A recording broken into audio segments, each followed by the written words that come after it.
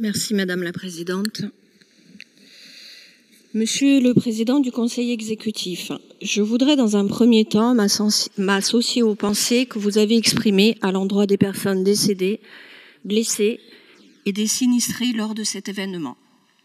La réussite des actions de secours et de sécurisation, l'accompagnement des citoyens et des communes, l'assistance aux populations et des missions de soutien logistique est à mettre au crédit des deux services d'incendie et de secours, de l'ensemble des services de la collectivité de Corse, mais aussi des communes et de l'État.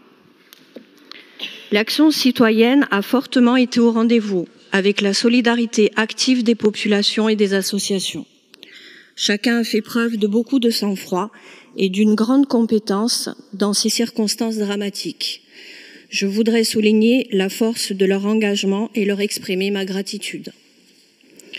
Ces phénomènes météorologiques soudains et d'une violence extrême, mais aussi leur récurrence, viennent nous rappeler que nous sommes très vulnérables. Le changement climatique n'est plus une prévision, c'est une réalité.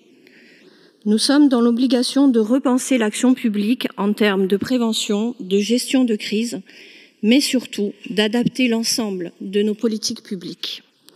Il nous faut changer de format. Nous devons saisir les opportunités existantes que nous offre le statut de la Corse, ouvrant un champ de compétences diversifiées, bien qu'encadré par l'État. La collectivité, au travers des moyens qui lui sont dévolus et de par sa connaissance des territoires, doit être le chef de file des réflexions à mener sur 3 points.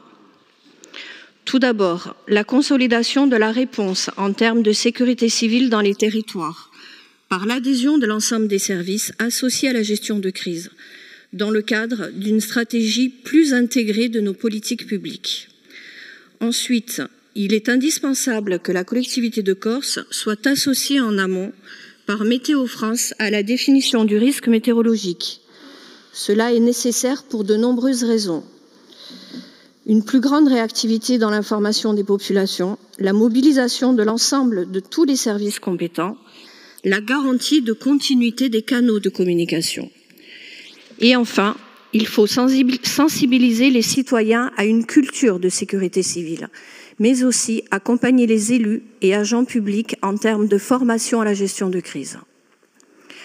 Les premiers retours d'expérience ont mis à l'honneur le professionnalisme de l'ensemble des services associés. Ils ont également mis en évidence la faculté de résilience de nos territoires. Le pic du phénomène météorologique n'ayant impacté que des secteurs circonscrits à la Balagne et à la côte ouest. Si une telle situation devait cependant concerner dans l'avenir l'ensemble du territoire, des difficultés opérationnelles sont prévisibles au regard du format en personnel et matériel de nos services d'incendie et de secours. Nous tenions avec le président du CIS, Cismonte, à partager ces éléments. A ringraziare.